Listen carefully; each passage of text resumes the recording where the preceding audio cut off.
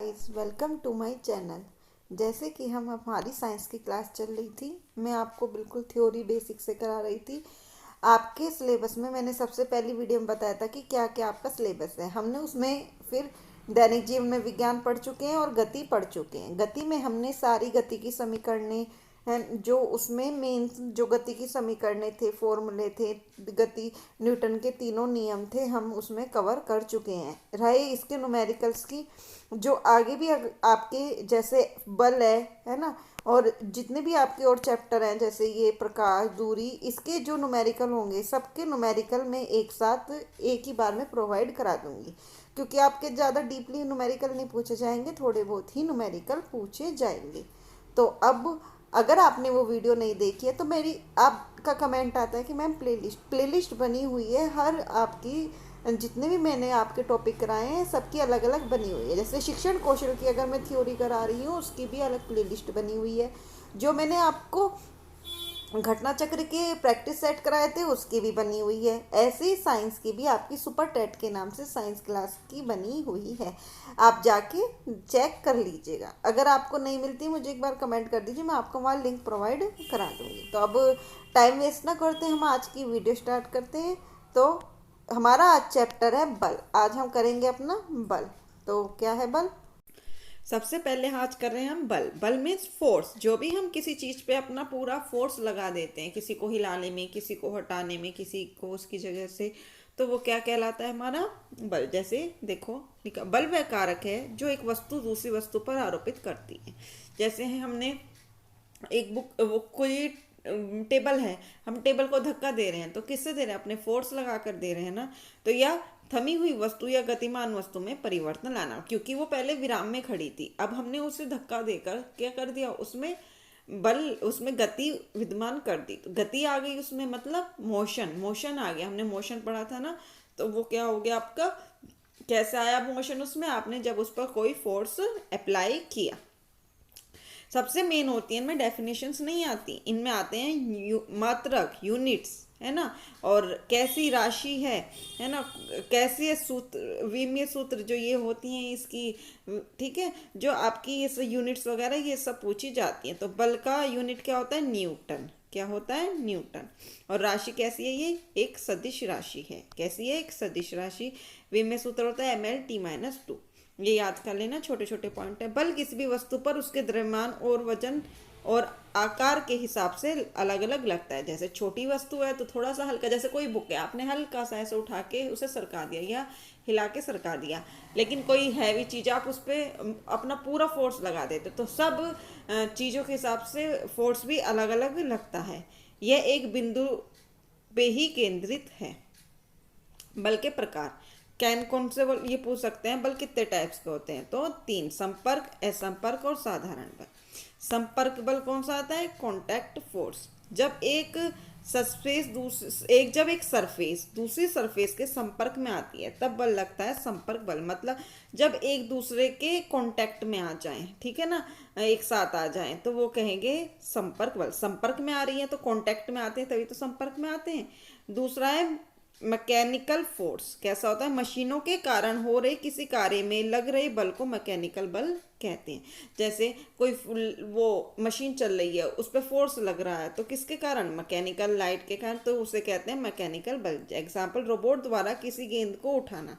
Robot क्या है? Mechanical द्वारा बनाया गया इलेक्ट्रॉनिक वो है, तो उसे उठाना। कुएं में से रस्सी चक्री की सहायता से बाल्टी में पानी खींचना, उसमें भी तो बल मैकेनिकल, वो जो गोल गोल घुंडी होती है उससे लगता है ना।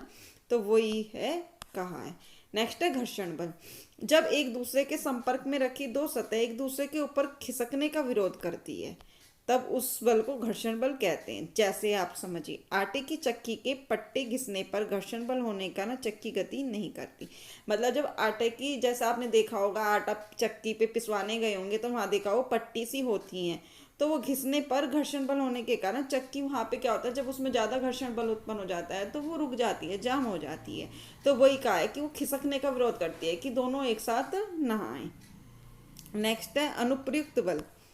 जब एक ऑब्जेक्ट दूसरे ऑब्जेक्ट पर बल लगाता है तो उसे अनुप्रयुक्त बल कहते हैं। जैसे हाथ के ठेले में धक्का देना, जैसे आपने सब्जी सब्जी बेचते वाले को देखा होगा, ठेले पे धक्का देते रहते हैं आगे चलाने के लिए। तो एक ऑब्जेक्ट सब्जी वाला हो गया, दूसरा ठेला हो गया, तो वो एक ऑब्जेक्ट दूसरे ऑब्जेक्ट पर बल दे रहा है।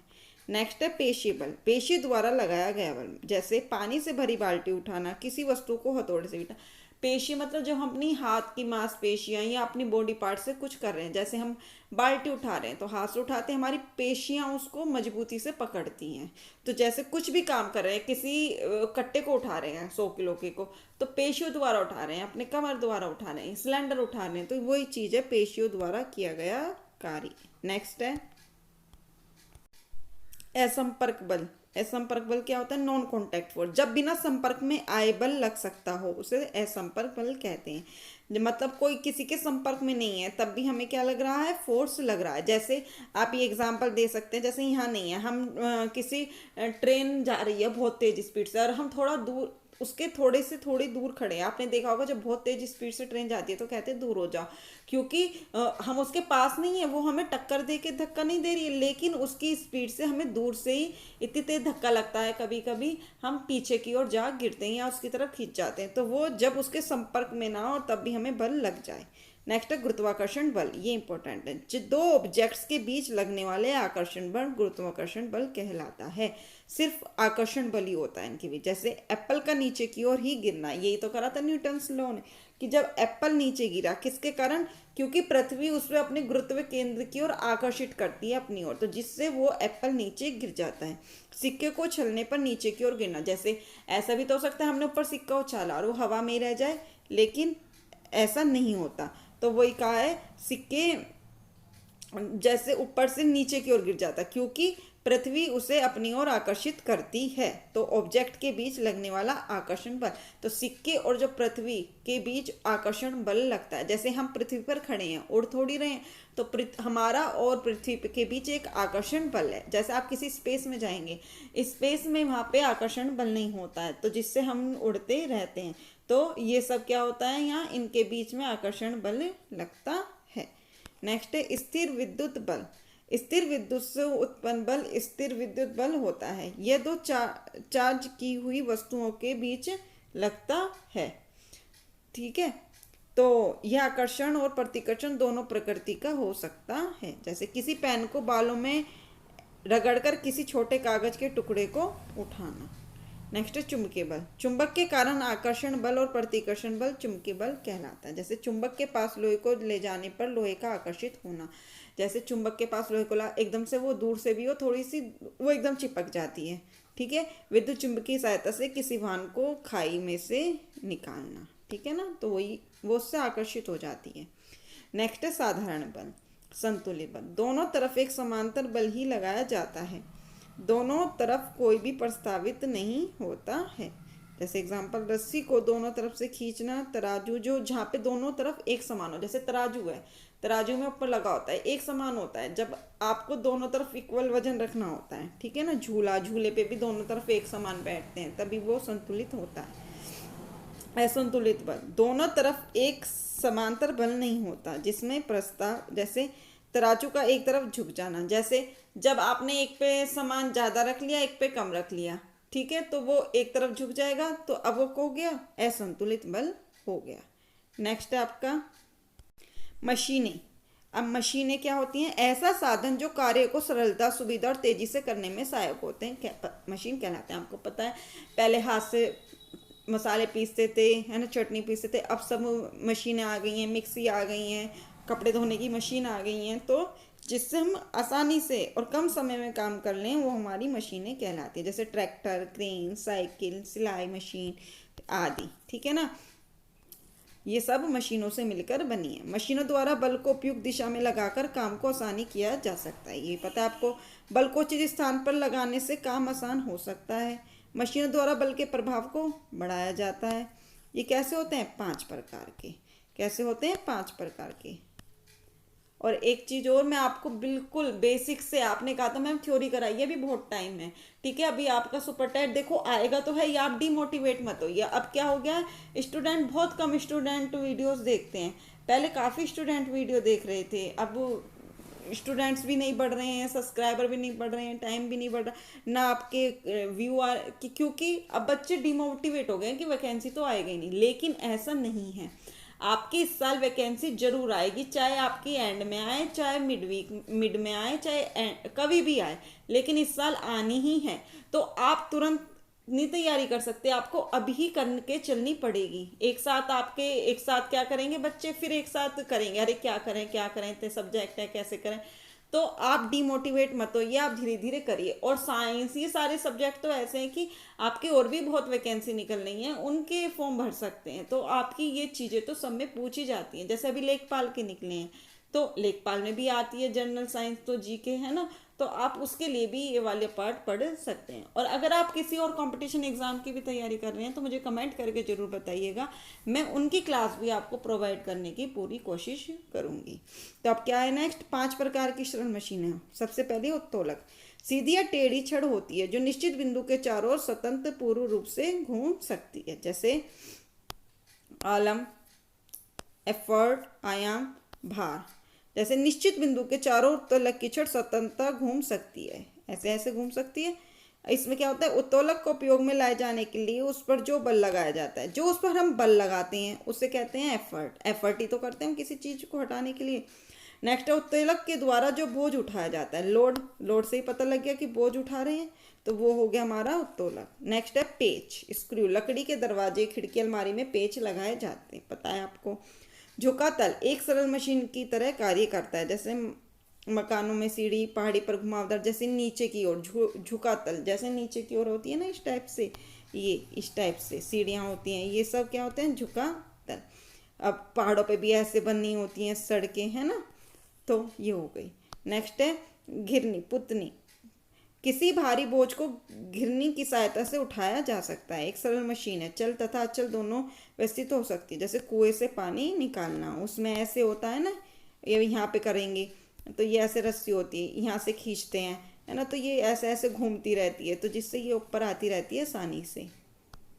पहिया या धुरी, भारी वस्तु को एक स्थान से दूसरे स्थान तक ले जाने में सहायक। रेलवे स्टेशन पर कुलियों द्वारा प्रयोग की जाने वाली ट्रॉली, ऐसी होती है ना वो ट्रॉली, उस पर ऐसे हत्थे होते हैं, अब उसे उठा के इस पर कितना भी सामान रख लो, ठीक है ना। तो ये हो गए आपके 5 मशीन के एग्जाम्पल। नेक्स्ट है आपका आयास। क्या है, आलम्ब तथा भार की स्थितियों में अनुसार उत्तोलक 3 प्रकार के होते हैं। तो कौन से प्रथम प्रकार के उत्तोलक कौन से होते हैं, जिन उत्तोलकों में आयास बल और भार के मध्य आलम्ब होता है। जैसे हैंडपंप, कील निकालने वाली हथौड़ी, इनके मध्य में क्या होता है, आलम्ब होता है। दूसरे होते हैं जिन उत्तोलकों में भार, आलम्ब तथा आयास के मध्य होता है। जैसे पहिए वाली ट्रॉली, ये एग्जाम्पल पूछ सकते हैं आपको किस प्रकार के उत्तोलक हैं, एग्जाम्पल देके। तृतीय होते हैं जिन उत्तोलकों में आयास, भार और आलम्ब के मध्य होता है, जैसे चिमटी और चाकू। ये लास्ट है आपका बल का, इसमें बल में इतना ही पढ़ेंगे, इसके कुछ न्यूमेरिकल्स हैं वो मैं आपको करा दूंगी एक वीडियो में। पहले सारा करा देते हैं थ्योरी, फिर मैं आपको एक वीडियो में या 2 वीडियो में न्यूमेरिकल्स करा दूंगी। वो भी आपके जो घटना चक्र में दे रखे हैं वही कराऊंगी, और ये भी आपका वही सब है। तो क्या है, मशीनें स्वतः कार्य नहीं करती, भारी बल की आवश्यकता होती है, पता है आपको। जब तक उस पर कोई बार, जैसे हम लाइट देते हैं तो उसमें बल लग गया, तो कुछ भी मशीन, जैसे हम हाथ से कोई बोझ खींच रहे हैं, ट्रॉली है जैसे, तो उसमें भी तो हमें बल लगाना पड़ता है। तो मशीनें लोहे की बनी होती हैं, घर्षण के कारण पुर्जे घिसने लगते हैं। बाल बेरिंग में घर्षण को कम करने के लिए ग्रीस का उपयोग, आपको पता है कोई भी चीज़ लोहे की होती है उसमें ग्रीस डालनी पड़ती है। सरल मशीनों में आयस बल के रूप में होता है।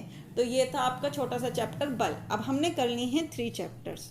मैंने आपको सिलेबस दिखाया था अभी, तो उसमें कितने हैं, 12, 13, 15 चैप्टर हैं, 3 हो गए हैं। ऐसे ही धीरे धीरे हम आपका डेली एक वीडियो में एक चैप्टर, देखो मात्र 10-15 मिनट आपके, ज़्यादा नहीं।